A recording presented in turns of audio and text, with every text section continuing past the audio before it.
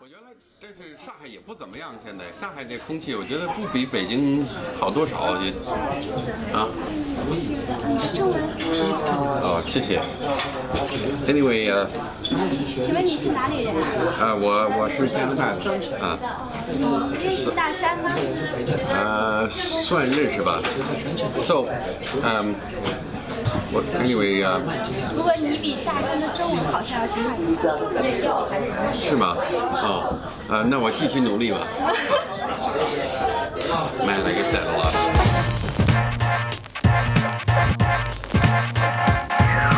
Alright everybody, welcome to Kung Fu Comedy. I'm sitting here with the most famous foreigner in China, Alessio. No, I'm here with Dashan.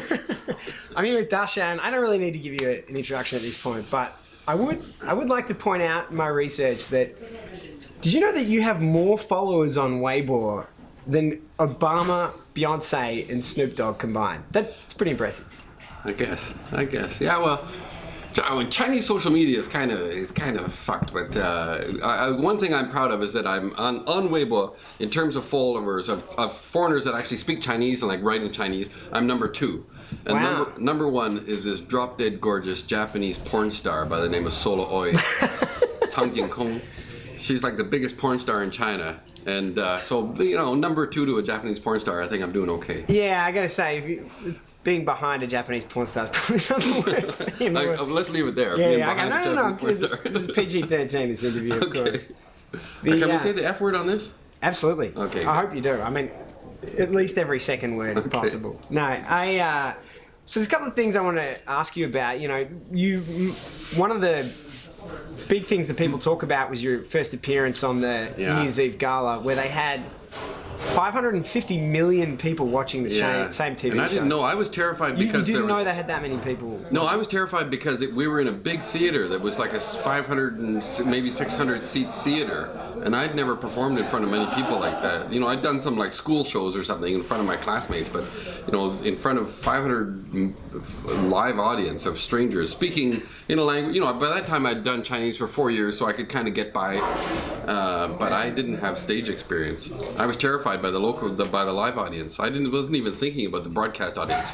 So 500 in that was it. So 500 was scaring you. So that was like 2 weeks. It was broadcast 2 weeks after that because it was broadcast. It was the New Year's Eve special, right? So we did it about 2 weeks. It was taped then, and I remember the first time I was recognized on the street, and my first reaction was, "Oh, isn't that?" It was like, "Oh yeah, that. I guess the show was broadcast last night. I didn't watch it, right? I guess. Oh yeah, the show was broadcast that night, and like, what a coincidence that this guy just happened to be in the audience, and I ran into him today. Isn't that neat?" And then like I walked another 100 yards and somebody else called out my name, Dashan.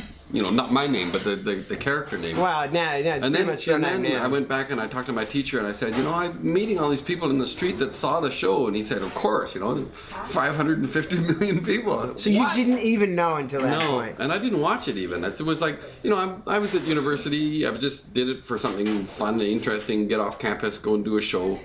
And then I went back to my studies and I forgot about it.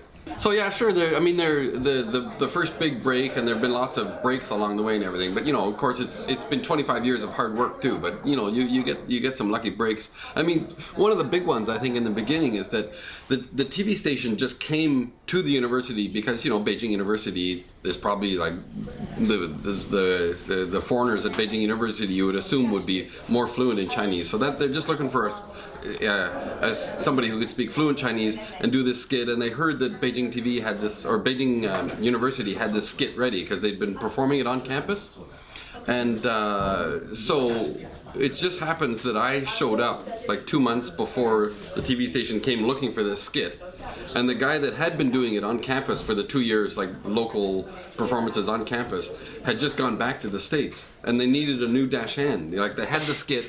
See, and the TV station is coming looking for the skit, but Dashan is gone. So I was like the second Dashan. So this guy, he did all... I have no idea where he is. I have no idea where he is. He's famous in the town that he lives in. It's funny now because, you know, with the internet and Facebook and everything, you get messages from people that say, oh, you know, I was there right at the beginning. You remember we did this thing together, and, you know, and then I left China and you're still there. You're still working on this and everything. But that guy, I have no idea where he is. That's amazing. But, you know, even like studying Chinese, the choice to study Chinese was semi-random in the beginning. Because Like, I imagine like you had a list of language. You're at university, right? You got yeah, so I mean, growing up in Canada, we all learn French, right? Any Anglophone in Canada, you learn French as your second language, and I just, it was you something just that, hated French, so you're like, yeah, please, because you're anything. forced to do it, right? It's not something you choose yourself. It's just a natural sort of reaction against it. But I really wanted to learn another language, and I was thinking, I want to learn something cool like Swahili or something. I don't want to learn like Spanish or German. I mean, who cares about European languages? So you I want were to learn like, something else. so you were like Swahili or Chinese? That was Well, it. no, I wasn't even thinking about Chinese because that's pretty early. And the thing is, like, I was looking for a summer job, and I had an interest in photography. So I thought, if I can get a job at a camera shop or something, and I went up to this camera shop and I had my resume in hand, and I remember standing at the door, and I went through in my mind all of the reasons why I didn't want to go in. Like, maybe I need to get lunch first, or maybe I'll come back tomorrow.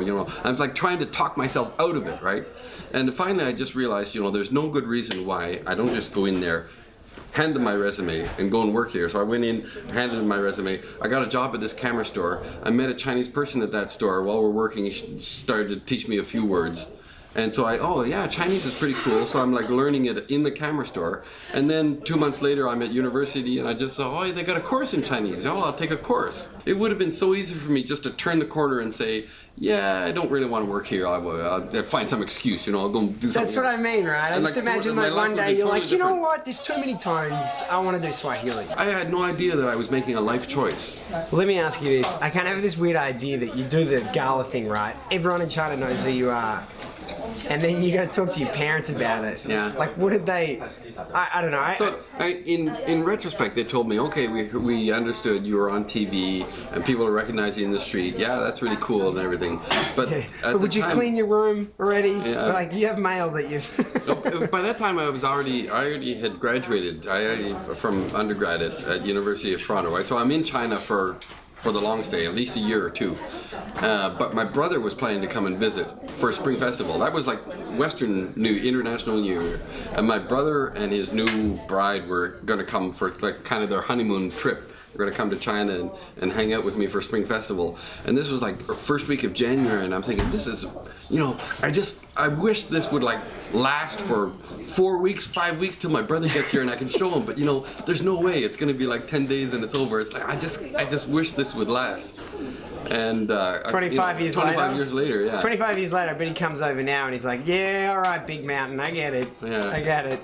So then they said, just coming, that really, actually walking down the street, that they said they finally sort of had not just an understanding, but actually an appreciation for, something big is happening here. All right, you are pretty famous for the level of Chinese, and I got to ask you a few questions. Have you met foreigners with better Chinese than Oh you? yeah, all the time actually. Really? I mean, it's part of the myth. It's part of, and the thing is, I suck at translation, and I hate translation. In fact, I do a lot of emceeing of like bilingual shows and everything, and I always put it in my contract. My job is to MC. I'll MC in English and Chinese, but I don't translate for anybody. I don't care who it is. I don't translate for anybody because I just can't do it. My mind sort of works in one track or the other, and translators have to go back and forth. So I meet people all the time, like professional translators, that just blow me away. I can't do that. Do they try and show, like, do people try and beat you with their Chinese? I think that's one thing that people don't get about Dashan is that they think it's some sort of language competition, and it's never been. I mean, being fluent in Chinese is central to the job, right? But it's not like I won some sort of competition. And I'm here. I got a 98% on my report card. It's just a fundamental skill for what I do. But the difference between me and these kick-ass translators is that I'm on TV, and not just on TV, doing straight stuff, because nobody ever remembers the straight stuff. I'm on TV doing comedy, and comedy really reaches people. So you can, Obama can come and you can be a kick-ass translator and everything, but nobody remembers the translator. But you go on TV and you tell a couple of jokes in Chinese, people remember that. So it's a television phenomenon. It's not like I won some sort of language competition. Do you ever get the tones wrong? Yeah, I'm pretty good though. I mean, I am pretty good. So, but the thing is, the tones in Chinese, I think it's very much a feel for the language. And even, you notice, even Chinese people trip up sometimes, like just Because I imagine you have better Chinese than some Chinese people. Is that a fair statement? Yeah, but like even speaking English, once in a while, you just trip on your tongue, right? But as soon as you do that, you know that it's wrong, and you pick yourself up. The same thing happens with tones. You say it in the wrong tone, and it just sounds wrong, and you pick it, and you go back. It's a feeling. You don't have to think about it, because if you think about it, it's too late. Well, I kind of have a confession to make because you hate tones. No, I ain't got no problem with tones. But people, particularly outside of Shanghai, people will ask me if I know you. Yeah. And I got kind of tired of explaining that just because we're both foreigners, we don't know each other. So I've told a lot of people that we know each other. I totally understand that. Like a lot of this sort of, the whole sort of blowback against Dashan, I think, has just really been blown out of proportion. There's blowback? I mean, I've never heard of this. I've only heard positive. No, sure. Come on, among expats. Really? Expats sick and tired of hearing about Dashan. I mean, I just claim to be you most of the time. But like I understand that. If you're taking a taxi and you speak Chinese to the taxi driver, and every time it happens, he goes, "Oh yeah, your Chinese is really good, but not as good as Dashan and everything." Has anyone ever said that to you? Yeah, people get sick and tired of that, right? But I totally understand that, because the same thing happens to me. I'll take a taxi, and the guy may not recognize me at first, and he'll say, "Oh, your Chinese is really good." Yeah, not quite as good as Dashan. Wait, though. so people said to you that your Chinese is not as good as Dashan's, and you're like, Sometimes they say I'm better, sometimes they say I'm not as good. And then sometimes what it is that they're just trying to feel you out. It's like they kind of looks like Dashan, but I don't know, foreigners all look alike, so they say, hey, where are you? Your Chinese is really good. Where are you from? Oh, I'm from Canada. Oh, yeah, that Dashan, he's from Canada, isn't he? Yeah, I guess. You're like, you know Dashan? Yeah, I string them along, right? And then they'll say, oh, you kind of look like Dashan, actually. Oh, well, yeah, foreigners all look alike. And then finally they know I'm fucking with them, so finally they'll say, hey. And they go, okay, even if you're not Dashan, I still want to get a photo with you. Or they'll say, are you who I think you are? Or, come on, you can only string this so long. All right, I got a Chinese test for you. You ready? Oh, brother, okay. So I hate tests. People do this all the time now. Do they really? Can you read this out for me? What the hell is a 绿母? Just from the start, see if we can get all this out. 我绿母起重炉. Okay, that was pretty good. I think the correct pronunciation is Wulamuchi Zhonglu, but it was pretty close. I think you got that. Wulamuchi Zhonglu, but it's the wrong characters, man. No. Wulamuchi Zhonglu, okay. Okay. No, but it just bugs me because people like, and Chinese do it as well. Chinese as well as foreigners. This whole thing that Dashan's Chinese is so good. Well, 考考你, I'm going to give you a test. I think, fuck, man, when am I going to finish the test? You're like, I passed the test. You know who I am. That was the test. I thought I got my certificate, man. So stand up in China's a big thing. You've had a long history of doing crosstalk, and now you're making the space jump. And I think there was an Economist article about stand up in Mandarin, and I was almost in that. Yeah, Alec Ash. I think everyone was almost in that. They managed to block out most of the people actually doing stand up. You talked to a lot of people, but yeah, in the end, yeah. But it's a short article, so that's. I don't know.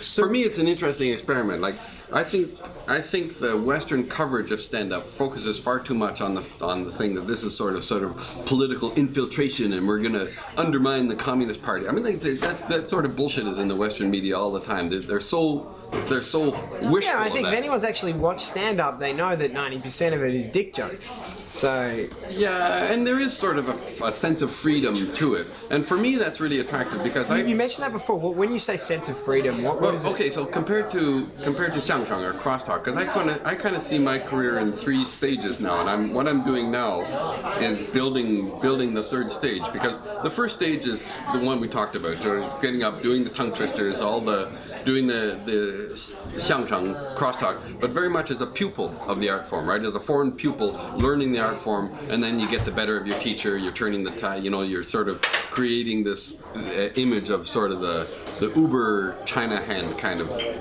character, right? Justifying the Zhongguo Tong. The Zhongguo Tong kind of thing, yeah. But basically, I turned away from that sort of 97, 98. I just figured I'd run that I'd run that course, and I tried to turn it into something else. And I think I was pretty successful, you know, through like the Olympics and Expo and everything. I basically set myself up as the East meets West cultural ambassador kind of figure. Well, that must have been about the time that Time magazine selected you as one of the leaders of the 21st century, right? Yeah, About that time? kind of stuff. Yeah, so That's nice. But must be nice. the idea is transcending comedy, right? So okay, I became famous doing xiangsheng and comedy and everything, but I'm moving beyond that. So I basically moved away, fled, ran away from comedy for 15 years. And now you're coming back to it. And one of the reasons is I was never able to write xiangsheng. I can't create the stuff. I can polish You're it. not allowed to, or No, it's so structured. really? I don't know where to start writing like something from Just scratch. stand-up's the opposite. It's so unstructured. So It's anti-structure. first of all, I ran away from comedy because I didn't want to be pegged as just a comedian. I wanted to be sort of the cultural bridge kind of thing, right? And I think I was pretty successful in that. And then and besides, I had sort of hit the wall with xiangsheng because I couldn't write stuff, and I had gotten to the stage where to go any further, I would have to write my own stuff. Right, so I could polish, I could edit, I could do that, but I couldn't write something from scratch. I couldn't do a crosstalk that was really my own, right? And so I moved away from it. And so for me, that's where the freedom thing with stand-up comes in, because I can write stand-up. Right, the expectations or the format of stand-up, although it's similar to xiangsheng, it's different enough. So it is similar. Yeah, they're both sort of bare bones comic dialogue, or one guy or two guys on stage with a microphone talking straight to the audience and making them laugh, right? But xiangsheng is much more structured, and xiangsheng is much more focused on tradition, where stand-up is looser and it's much more focused on personal experience and new creation, your own stuff. Like you're not supposed to. You make don't it sound tell, so funny. Don't. Yeah. Well, now we're getting into the geeky stuff, I guess. But They're good at. that's the So thing. Google is designing an algorithm, I think, that can write stand-up jokes, which is just going to ruin all of us.